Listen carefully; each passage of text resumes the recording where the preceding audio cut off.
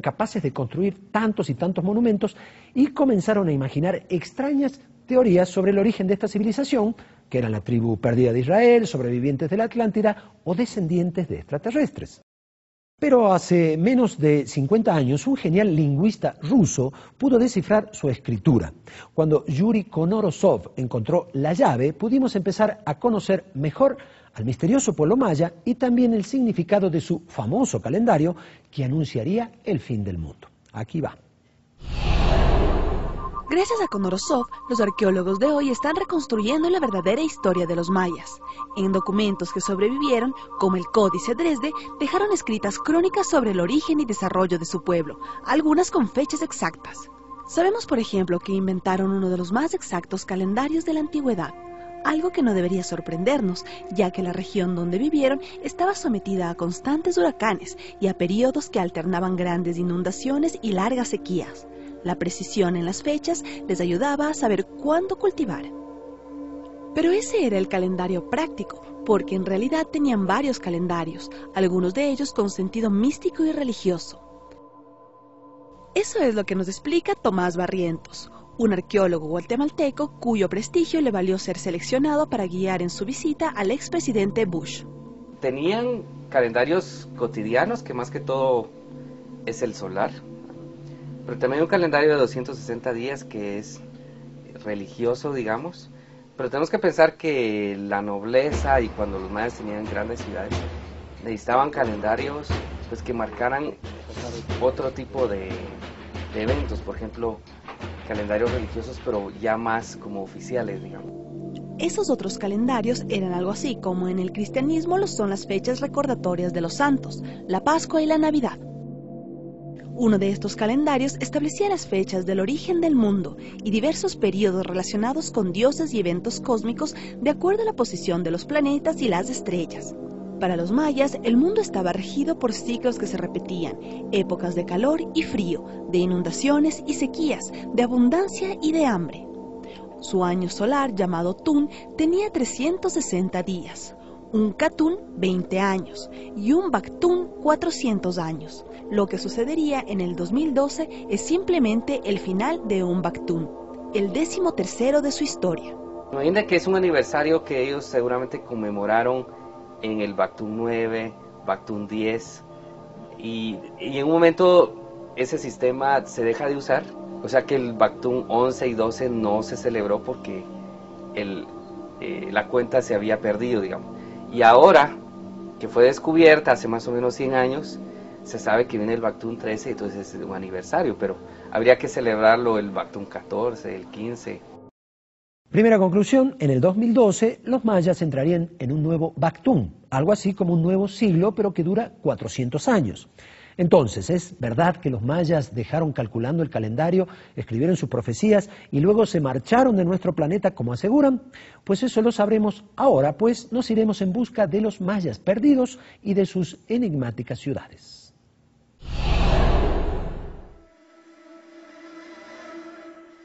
Cada amanecer en Tikal es como regresar 10 siglos en el pasado. Hoy la plaza principal luce tan desierta como la encontraron los conquistadores españoles. Los palacios que alguna vez albergaron a príncipes, sacerdotes y jefes guerreros se han convertido en el hogar para los más exóticos animales de la selva. La llamada Acrópolis Central albergaba enormes edificios de piedra para la nobleza, fuentes de agua, mercados, altares ceremoniales. En Tikal, los mayas erigieron algunos de los más altos y bellos templos que puedan encontrarse entre las centenares de ciudades que habitaron.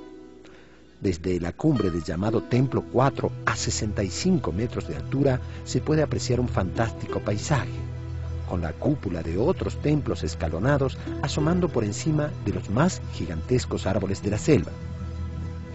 Hoy, la vegetación ha ganado todo el terreno perdido en la enorme extensión que ocupaba la ciudad, donde se estima que llegaron a vivir más de 100.000 personas. Aunque estuvo habitada desde tiempo antes, Tikal comenzó a construirse hacia el 300 a.C., la misma época en que Alejandro Magno salía de Grecia para conquistar el mundo antiguo. Los arqueólogos están terminando de desenterrar las más viejas construcciones de Tikal, 7 palacios que se encontraron en una plaza del sitio al que llaman Mundo Perdido. pero aún queda mucho por desenterrar. Y al pie de cada edificio existen altares y estelas de piedra donde escribían la fecha de su construcción. La última, datada en un monumento, corresponde al 899 de nuestra era, varios siglos antes de la llegada de Hernán Cortés. El aspecto misterioso de las ruinas de Tikal parece darle la razón a los esotéricos que sostienen que los mayas decidieron repentinamente marcharse de aquí y regresar al planeta del que vinieron cuando la humanidad aún era joven.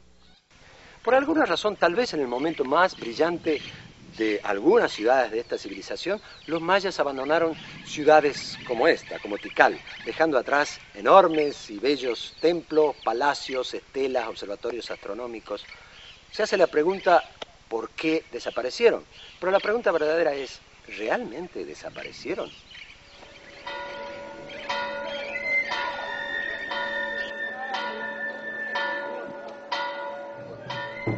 Casi en el otro extremo de Guatemala, la ciudad de Chichicastenango es uno de los bastiones de los mayas de hoy. Un pueblo que después de la conquista fue ignorado y tornado invisible. Quienes ahora sostienen que los mayas no existen, no hacen más que repetir ese viejo mito racista. Con una población similar al Ecuador, en Guatemala viven millones de indígenas mayas que mantienen muchas de sus costumbres y que hablan, con algunas variaciones, el mismo idioma que sus antepasados. Cerca de aquí nació la más famosa de todos ellos, Rigoberta Menchú, Premio Nobel de la Paz.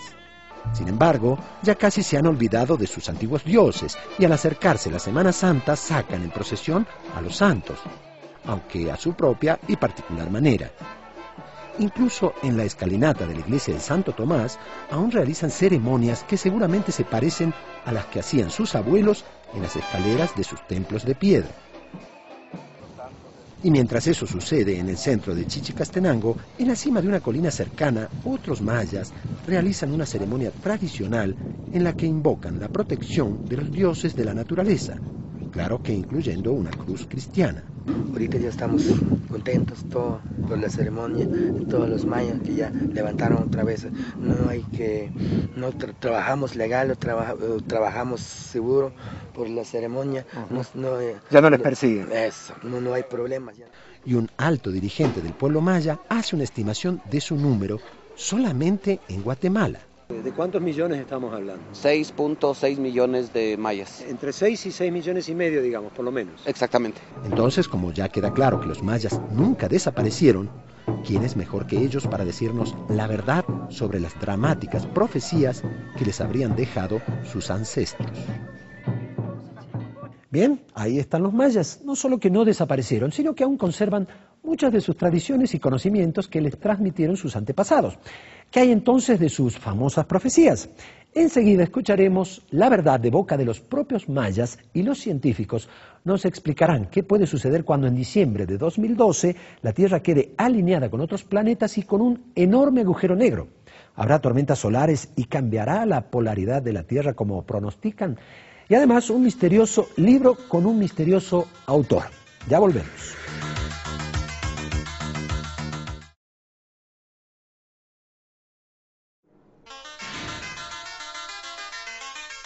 Este libro que tengo en mis manos es uno de los primeros que mencionan las presuntas profecías mayas.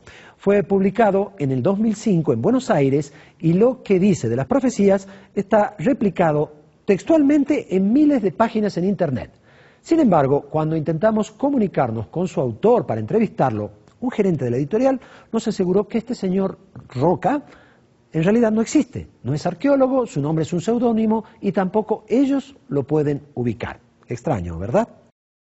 Quienes sostienen que los mayas dejaron escritas advertencias sobre el fin del planeta, o al menos de nuestra civilización, dicen también que este era un pueblo de gente pacífica, ecologista y espiritual, y que por eso querían que vivamos como ellos.